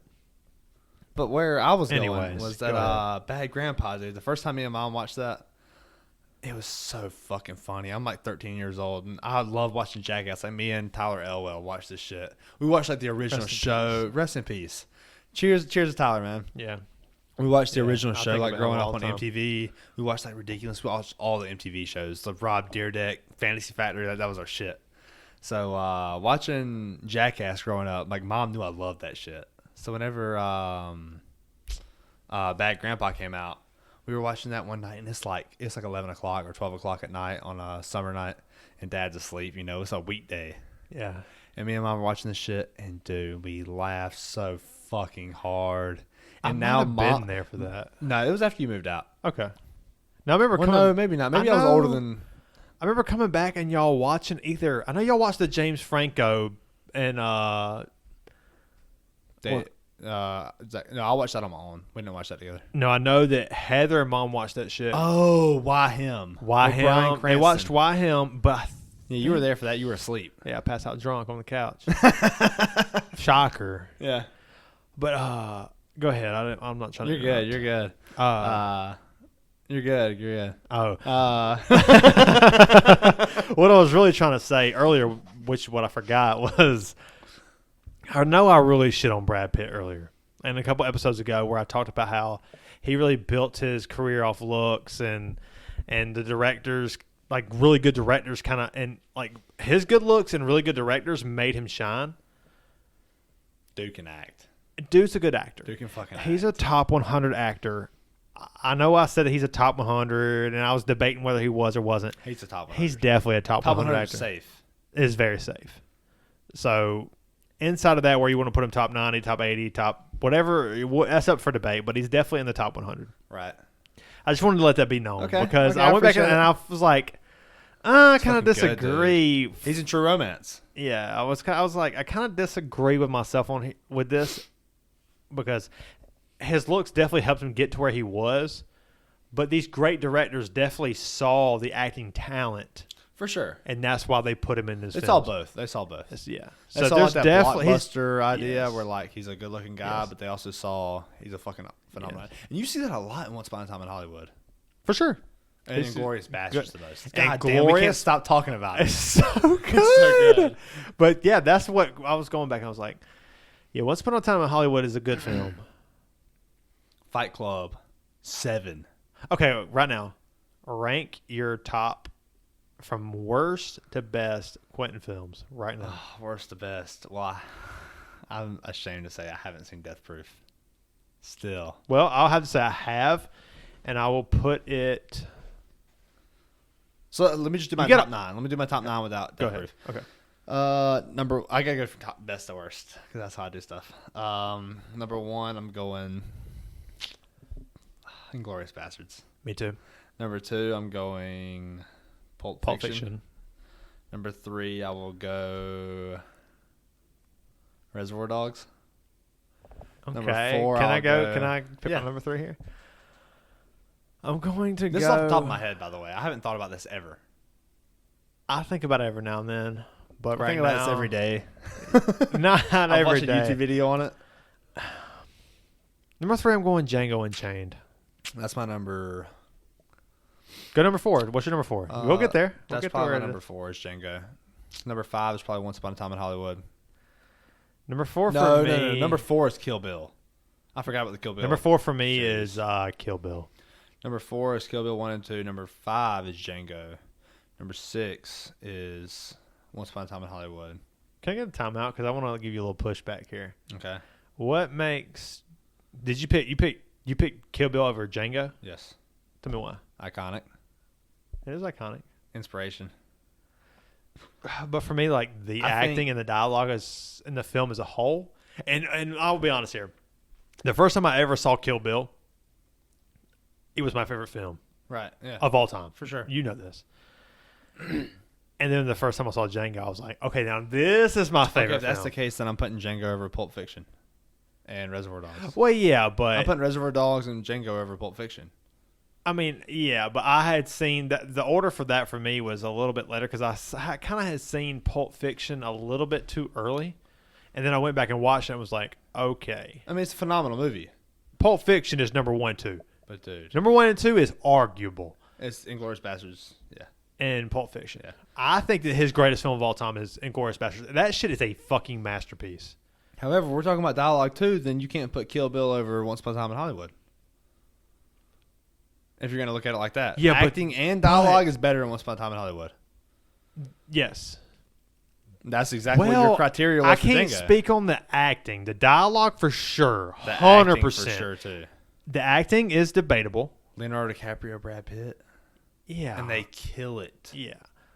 But, dude, just the purity of a Quentin film is straight up Kill Bill all And that's day. why it's over Django. But that's why it's over but Django. you That's have exactly that. why it's over No, Django. but you have that purity of a Quentin film. You have that mix. If We're splitting hairs here. we are splitting hairs, that's what we do. But if you have Inglourious if you have Django and Once Upon a Time in Hollywood and Kill Bill had a baby, it would be Django.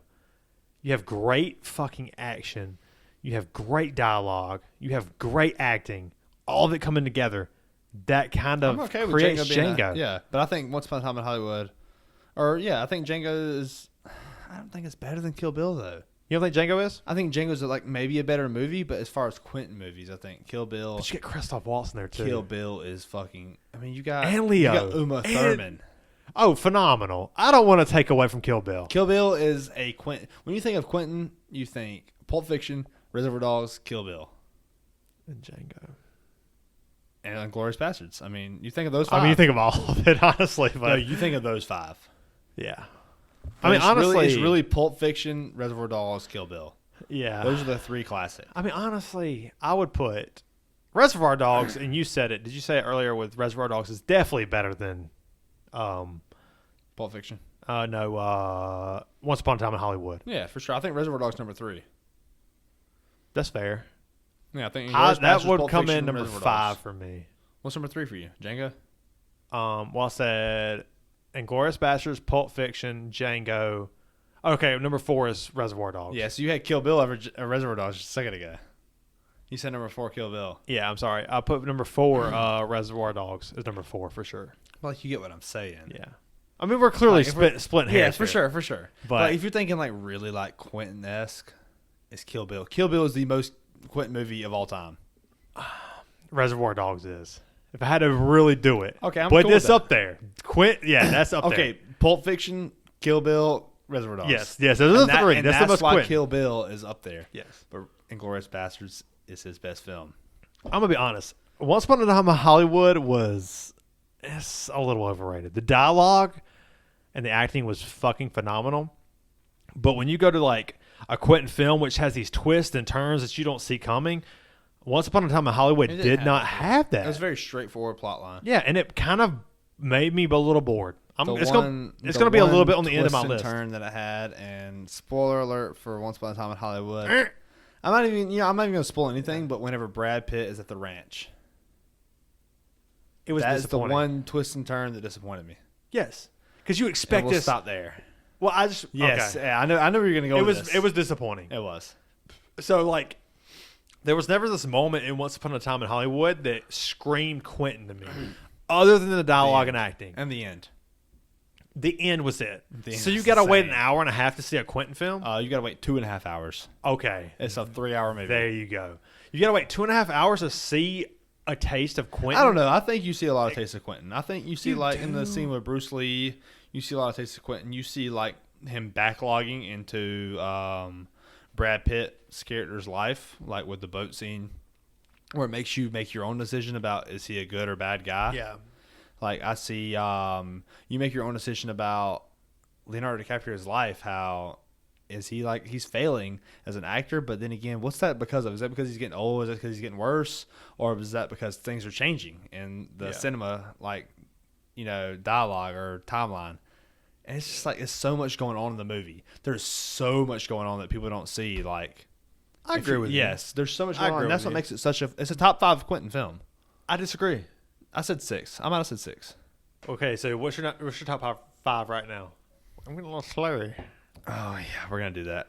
It gets worse. It is what it is. It is what it is. So I'm going Inglourious Bastards, Pulp Fiction, Reservoir Dogs. And I said Kill Bill, Django, Once Upon a Time in Hollywood. So it's not a top 5. It's a number 6. And then for number 7, The Hateful Eight. What am I missing? What movie am I missing here? Obviously, Jackie Brown and Yeah, am I missing Jackie Brown? I remember that. That's last. Yeah.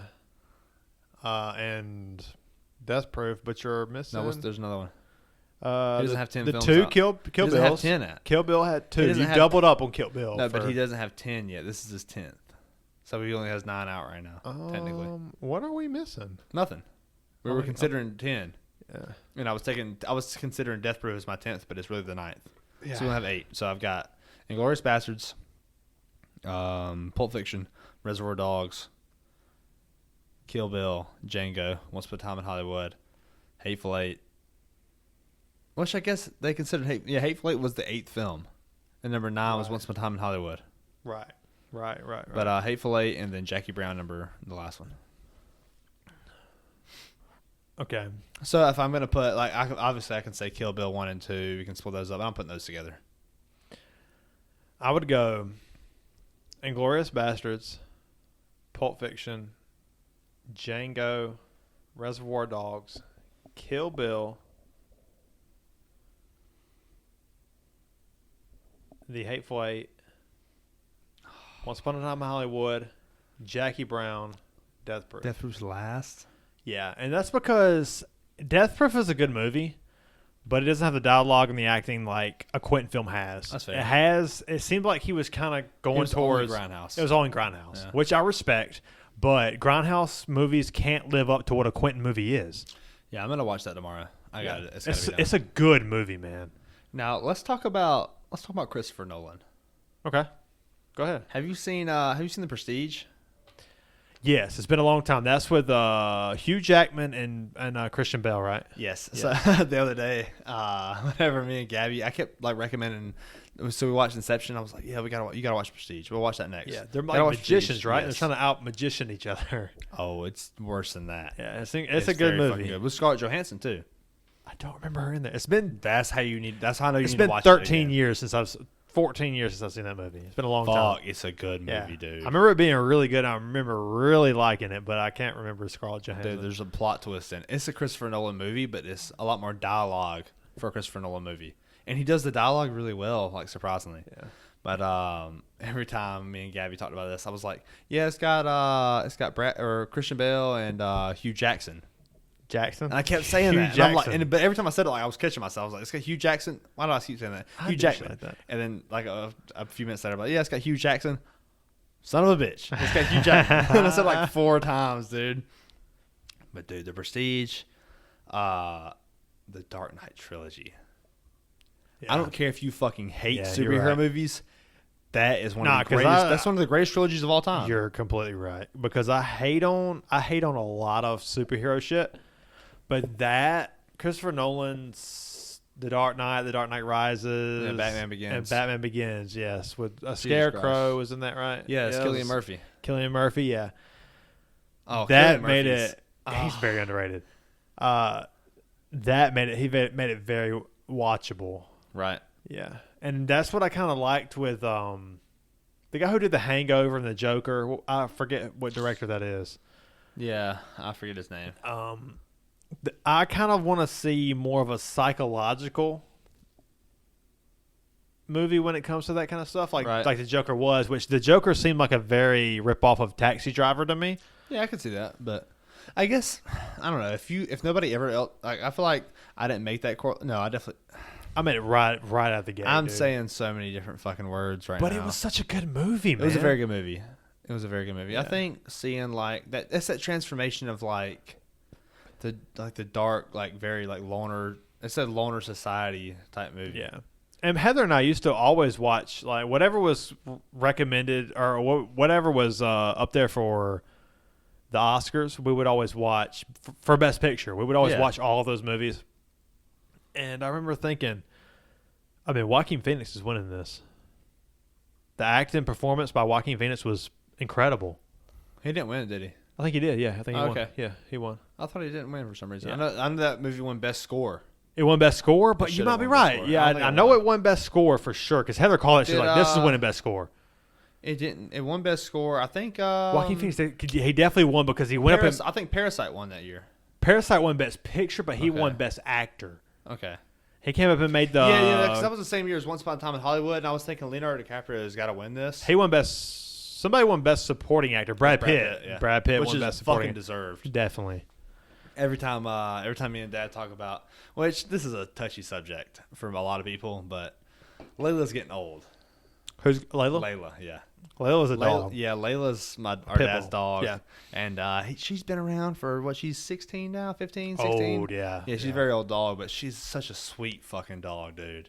But, she's going close to the end of her life. And Dad's like, the next time I get a dog, I want it to be like, I think the name of the dog was Greta. And Once Upon a Time in Hollywood. He's like, but there's something, he's like, I want my dog to be legit trained.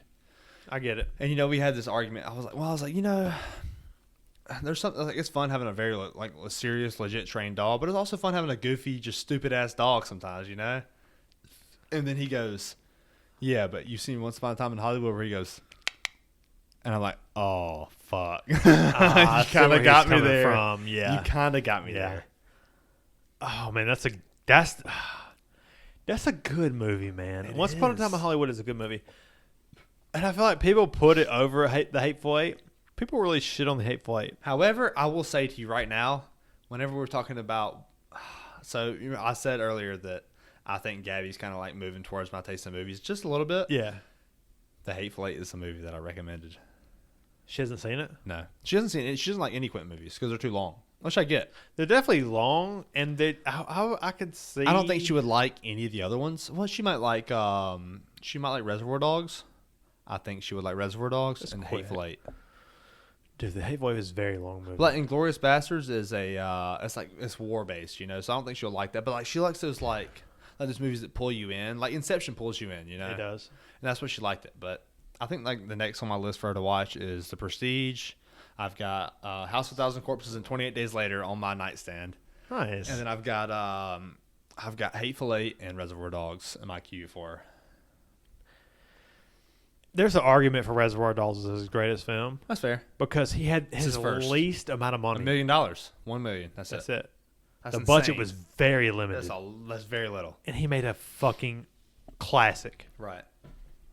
Out of that. It's phenomenal. The diner, it's the car, and it's the damn warehouse. That's the only shots, really. I mean, is there any other shots in that I'm forgetting about? I don't think so. With Harvey Keitel and Tim Roth in the back bleeding out, talking about, I'm dying, help me. Dude. Harvey Keitel. I watched me and Mom one night. It was like when I was going down a big Martin Scorsese spree, and I just watched Taxi Driver like a week before that. Yeah. And so we decided to watch Mean Streets. Have you ever seen Mean Streets? That's with De Niro and Harvey Keitel. Harvey Keitel. I've never seen that movie. So me and Mom watched this one night, and I was so drunk. This was the most boring movie of my life. And I've heard this is a good movie. I've never watched it. I've heard it's a good movie. Like, I never watched it because this movie. You said that. But I'm going to be honest with you, I'm probably wrong. It's got Robert De Niro and Harvey Keitel and it's Martin Scorsese. We usually don't go into bottles on this podcast, but Well, we don't go into bottles because you can't open them that good. Just like I'm just used to a shitty bottle opener, but we're in overtime, so fuck it. I will say, dude, I never noticed this, but like, you can tell how many bottles I've opened by the curve of this bitch. Oh yeah, it's a little I've bent. been bending the metal in this thing, son. That's in condition with the South Carolina logo. Shout out to the Gamecocks. The Spencer Rattler. The Rattler. Have you seen how? So Russell Wilson would be like, Broncos power or whatever. So they did a remake of that with Spencer Rattler. It's like making fun of it. He does the exact same thing. Gamecocks power. And he's holding the football. It's the exact same pose. Gamecocks power. It's just so goofy. I love that shit. Nice. We've talked a lot about movies this episode, man. I love it. It's been fun. That's been good. Yeah. We're not done though. Nah, not yet. Fuck it. We're not done yet. Yeah. Dude. So we were talking about Christopher Nolan. The movie Tenet. That's not worth the watch. It's his worst movie. And it's like 3 hours long. That's why I say it's not worth the watch. Okay. If it was like 2 hours, yeah, maybe. Okay. Me and Gabby watched this. It's got Robert Pattinson and David Washington, which is Denzel Washington's son.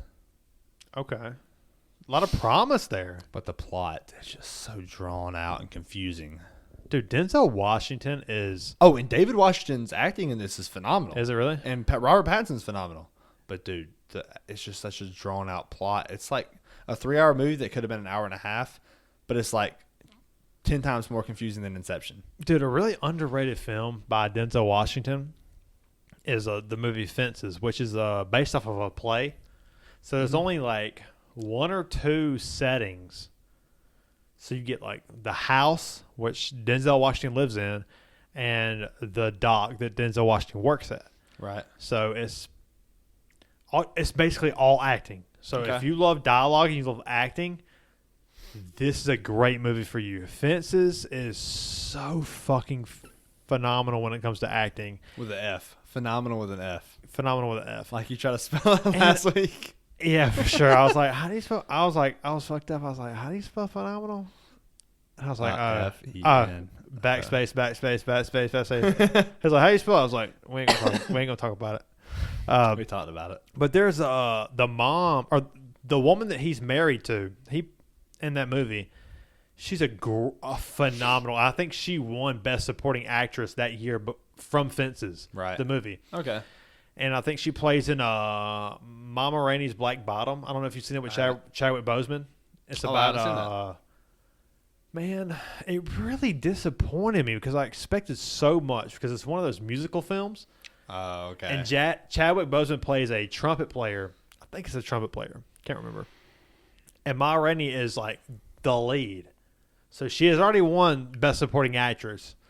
And she plays the lead, and it missed a little bit for me because, and it's kind of like Fences to where there's 2 settings. There's the studio and there's backstage. Right. That's all it is. Yeah. So they come in the studio, they try to make a album or whatever, and Ma Rainey is like, she's the draw.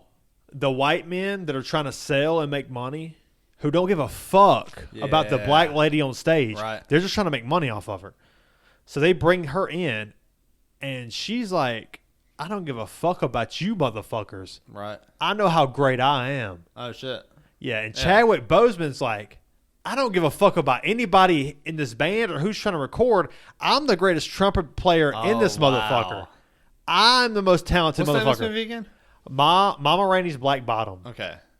And I had so much high expectations for this movie. And it's definitely worth a watch. Okay. How long is it? I have no clue. Okay. Because, I mean, I don't remember. It's been 2 years since I've seen it, but it's on Netflix. And it kind of missed for me. Damn. Unfortunately. We were talking about Chadwick Boseman earlier. Yeah. With how he passed away, obviously. So rest in peace, Chadwick Boseman. But we saw that Kamaru Usman is playing the Black Panther Returns or whatever the name of the new movie is. How do you feel about that, man? I think that he can make all the action movie scenes, and I think that, and I'm gonna be honest, this is what my first thoughts are, and I don't know much about Marvel movies and all that shit because I don't watch them. Because I'm a hater when it comes to Marvel movies. Right. But me too. They always look good. But I will say this. I'll say that it don't take much to act in one of those movies, but there are good actors in those movies. And Chadwick Boseman was one. Chadwick Boseman was one. Spiderhead, what's his name? Miles Teller? No, who plays Thor? Oh, yeah. I can't. Fucking Chris Hemsworth. Yeah. Yeah, Chris Hemsworth's one. Scarlett Johansson's one. I mean, if we're going to talk about not just Marvel, like DC too, with like Heath Ledger. The dude who played Loki. Oh, yeah. What's his dude. name? I can't think I of his picture name. Face. Yeah, great actor. But dude, Heath Ledger playing in Joker. Yeah, the guy who played the fucking Hulk. Oh, yeah. Who was a great actor. Yeah, dude, one time, so, you know, Hulk is Bruce Banner. So one time, me, Jacob, and Noah are in there bullshit, and we're talking about, like, Marvel movies. And Jacob had, like, a few drinks, you know, when he hopped on. He has a few Jack and Cokes. And he goes, what's the name of fucking Hulk's? What's the guy that played Bruce Bannister? What's the guy that played Bruce Bannister? And then we give him shit still. Of course. Bruce Banner. Who the fuck played that character, though? Bannister. Who the fuck played Bruce Bannister's character? Well, this Edward Norton. Edward Norton. Chadwick? Yeah. Norton. Yeah. Edward Norton played it kind of in the early 2000s. Then after that, picture it was his face, dude. Yeah, he's He kind of reminds me short. of the dude off Shark Tank. I've maybe The dude watched that owns one the basketball episode of team? Shark Tank. Oh, you talking about Mark. fuck. Yeah. I know who you're talking about. Mark Fuck. That's Yeah, a I know hell who of you're a talking about name. from the Dallas Mavericks. Yes. Mark. Jesus Christ. Damn. The more you drink, the more you can't think. I know. People are screaming at us right now. Damn. Mark Cuban. Mark Cuban. Boom. Yeah. It looks a little bit more like Mark Cuban. Yeah. A little bit. It's the eyebrows. It's the hair. It's the Maybe. big ass head, except the dude that plays Bruce Bannister doesn't have a big ass head. Bannister. Yeah. Yeah, Bruce Bannister. Yeah. What the fuck is the guy's name? I don't. It's I like can't on the tip of remember. my tongue, but Yeah, I can't remember. where are we going with I that? know it once you said it. I'm like, if you would have told me, I would be like, oh, that's the guy who plays the Hulk in the Marvel movies and whatever. Dude, Kamaru Usman has some big shoes to fill. But he does, but I think that he can pull it off. I don't think you have to be that great of an actor to play in those movies. I'll be honest. That's what I'm saying. You have to Chadwick look Boseman good. was a fucking good actor. For sure. He was a good actor and looked good. phenomenal actor. Phenomenal actor. You see it in that. You see it in he played it in 42, the Jackie Robinson story. Yes, he did. Phenomenal movie. You see it in Dude, speaking of sports movies, how about Jamie Foxx playing Mike Tyson? I can't wait for that. I know. Dude, Jamie Foxx is one of the most versatile human beings of all time. Dude. She give me money. Yeah. He's so good, dude. Sorry, I butchered that song. But yeah, It she's wasn't a as trifling friend bad. indeed. It wasn't as bad as you might think. But dude, he can play. I know we've talked about it before, but he can play comedy. He can play Booty call. He can sing. You brought up Booty Call like 3 episodes ago. He can. He's phenomenal. He can do it all. I watched the movie Booty Call with Mom and Dad, like when I was 10 or 9. I was so young. I don't remember that movie. And I forget the part I remember the most. And I'm pretty sure I said this shit in the last podcast, but I'm gonna say it again just in case I didn't. Where Jamie Foxx and I forget who the other the co-lead is that's playing, but they're both like they both need condoms. Like the girls don't fuck them if they don't have condoms. You did bring this on. Yeah, and he's like, yeah, all right, I had to use some saran wrap on that shit. What? That was the most uncomfortable shit ever. That sounds terrible, but couldn't you you could pull it off, right? If you had like a big ass thing of saran wrap, you might poke through though. I mean, you could pull it out, You definitely could. but it's risky. It's not Could worth you the pull risk. it off though? I mean, Oh, you would have to man. pull it out. You would have to pull it out. It's just not. It's not worth the risk. You put that and pull it out. That's true. You double protection, double That's true. verification. It's not worth. It's double not worth- verification, it's- as these big companies call it. Yeah. For sure. Yeah, it's not worth it. Yeah. Yeah, definitally not. I'm just trying Definitely to. not. I'm just trying to engage in your my fantasy. fuckery? here. Yeah, your fuckery. My fantasy. I'm talking about a movie, man. I'm trying to engage in your fantasy. Dude, every time I see this bobblehead laugh. So we posted a reel the other day, and my buddy from Charlotte, Harrison, So shout out to the guys if you are watching, Harrison and like Dalton and those guys. Yeah. But Harrison is like a very skinny version of Rob Gronkowski. I got to see a picture to believe you. Dude, I don't know what it is, and he might not even look like him that much, but I think he does. Like in that, he fucking looks like him. I swear to God. A picture to believe you. And I'll show you a picture right after. Okay. But this motherfucker looks like Rob Gronkowski if he was like tiny. Okay. I mean, Harrison probably weighs like 140, like 5'10", maybe. He might be taller than that. I don't know. I'm just going by pictures. So yeah, dude, skinny dude, but he just the face. I don't know what it is, but he's like goofy like that motherfucker. Yeah. Like he reminds me of like a goofy ass Gronkowski. Which Gronkowski's goofy? yeah. Dude, have you played the? I know we kind of talked about it when we went out to. Well, I talked about it when we went out to the Slice earlier today. And that's the video. We don't talk about video games very often on this podcast, but this video game Stray.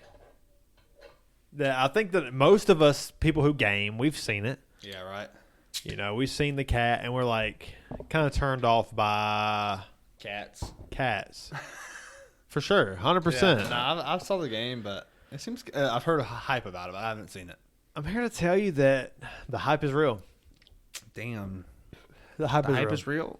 The hype is real, cut. Damn, dude. But seriously though, we both have a lot of shit going on. We're both very, very busy. Yeah, for sure.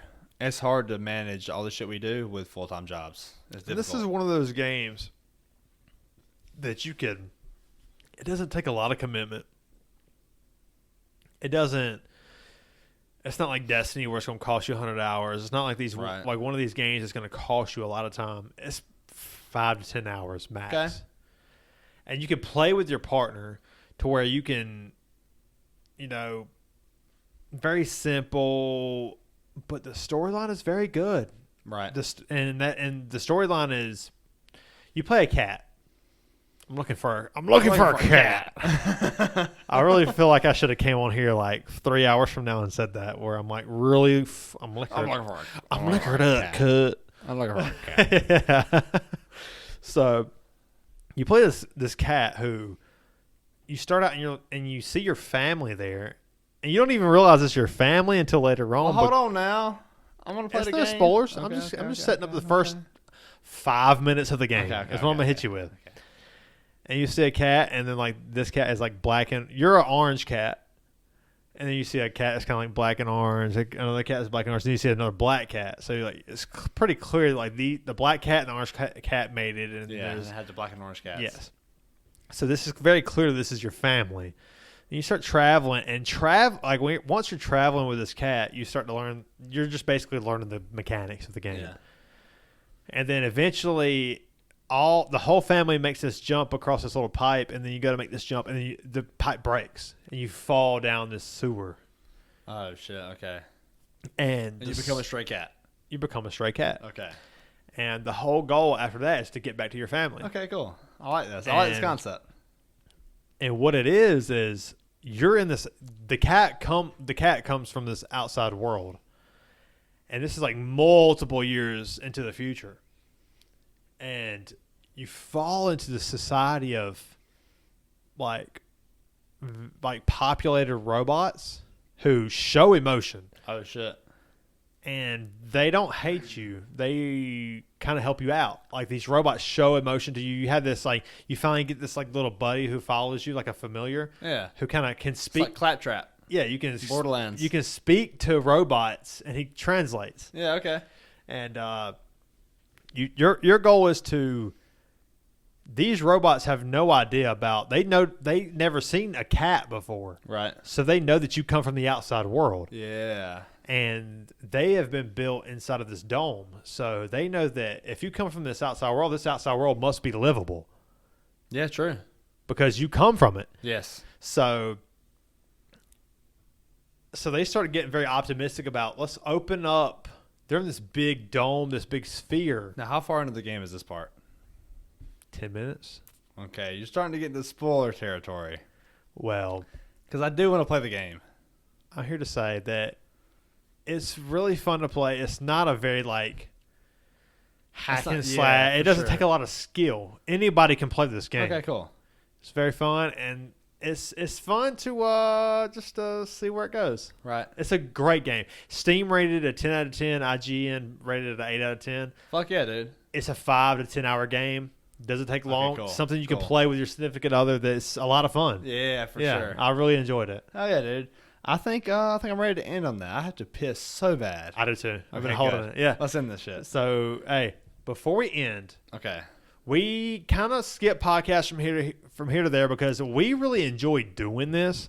We don't ever push subscriptions and likes, but I want to kind of challenge people to, if you have definitely made it this far and you have listened to this whole podcast and you haven't subscribed, just help us out. Because I'm going to be honest, we're a lot to take in. So if you can take us in, you might as well subscribe. Yes. I feel like we are getting better as we podcast. So we appreciate everybody that has subscribed and liked and supported.